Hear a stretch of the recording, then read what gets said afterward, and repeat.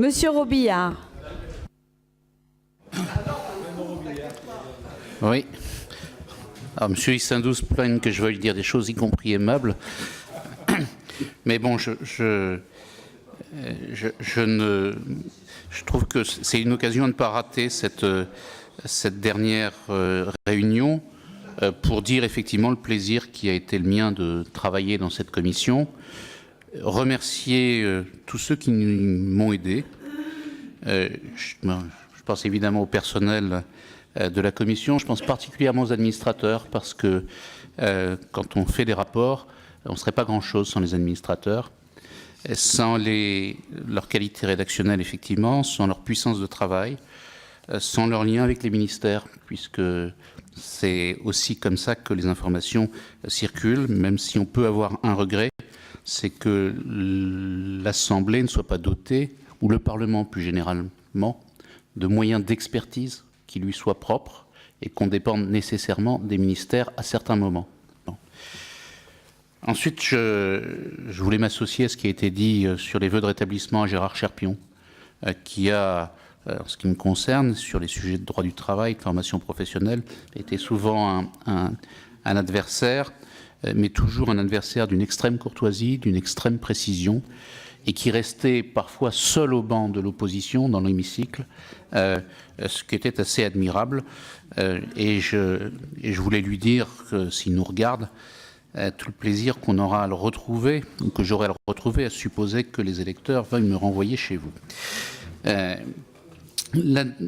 Ensuite, Monsieur Thion n'a pas pu s'empêcher de faire de la politique aujourd'hui. Mais donc on est là pour ça aussi.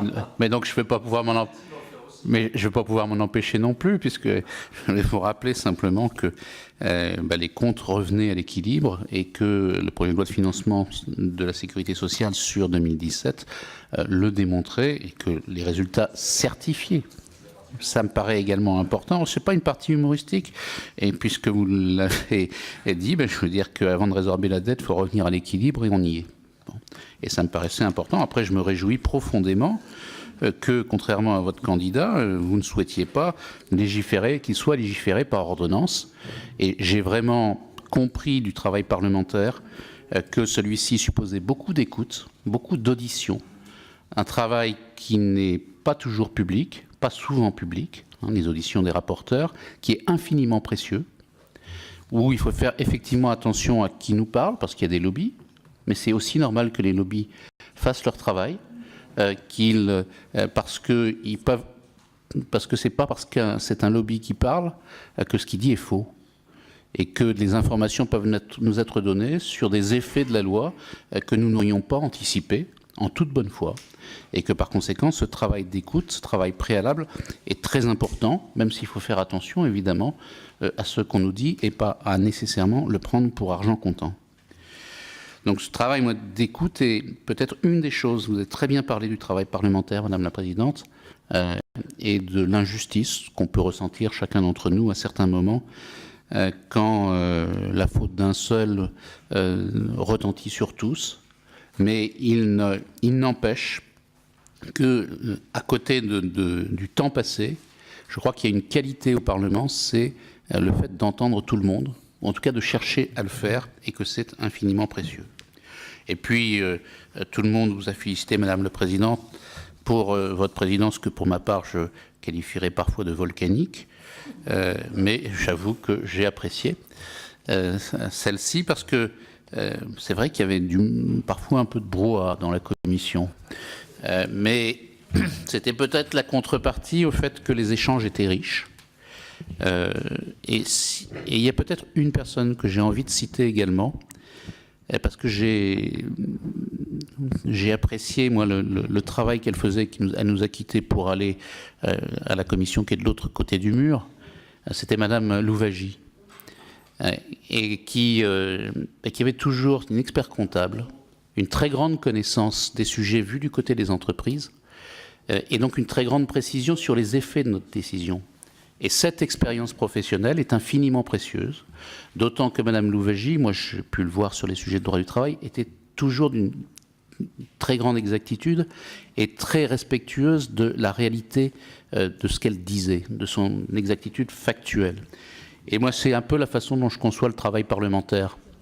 C'est-à-dire qu'au-delà, évidemment on a des convictions différentes, mais que déjà, si on pouvait se mettre d'accord sur la réalité des choses, on pourrait avancer peut-être parfois plus facilement. Et la dernière chose que j'ai envie de dire,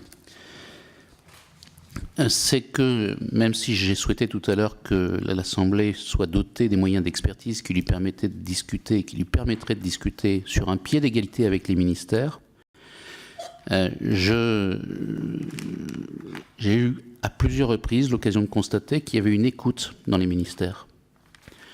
Que quand on connaissait un sujet, il y a évidemment les aspects politiques, mais aussi même sur des aspects techniques. Qu'à partir du moment où on avait une connaissance du sujet, les amendements peut-être trop nombreux étaient parfois utiles pour avancer les dossiers, y compris de façon très profonde.